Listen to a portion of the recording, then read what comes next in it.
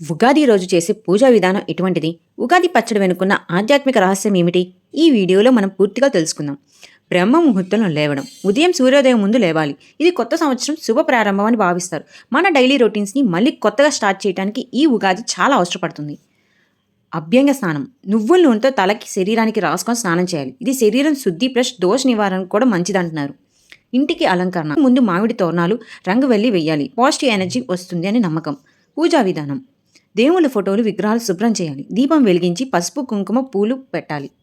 ఉగాది పచ్చడి తయారు చేసే విధానం. బెల్లం, వేప పువ్వు, చింతపండు, మామిడి, కారం, ఉప్పు. ముందుగా దేవుడికి పెట్టి తర్వాత కుటుంబ సభ్యులు తినాలి.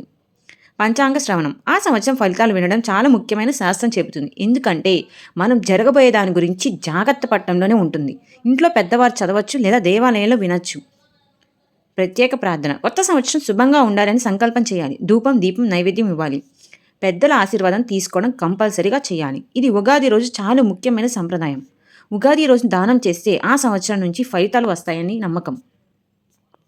ఉగాది పచ్చళ్ళు వచ్చే ప్రతి రుచి మన జీవితంలో ఒక అనుభవాన్ని సూచిస్తుందని చెప్తారు. తీపి విజయాలు, చేదు పరీక్షలు, పులుపు ఆశ్చర్యకరమైన మార్పులు, కారం కోపం, ఉప్పు ఆసక్తి, వగరు కొత్త అవకాశాలు. అంటే కొత్త సంవత్సరం మొదటి రోజే జీవితంలో అన్ని పరిస్థితులను స్వీకరించమని ఋషులు మనకి చెప్పిన విధానమే ఉగాది పచ్చడి. పురాతన కాలంలో ఋషులు ఒక గొప్ప ప్రశ్న అడిగారు.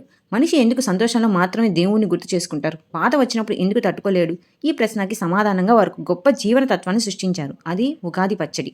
అన్నిటినీ సమపాలనలో స్వీకరించడమే మన జీవితం యొక్క కర్తవ్యం. ఇలాంటి interesting mythological and suspense videos కోసం subscribe my channel talks of. ఈ వీడియో మీకు నచ్చినట్లయితే please comment, like and share.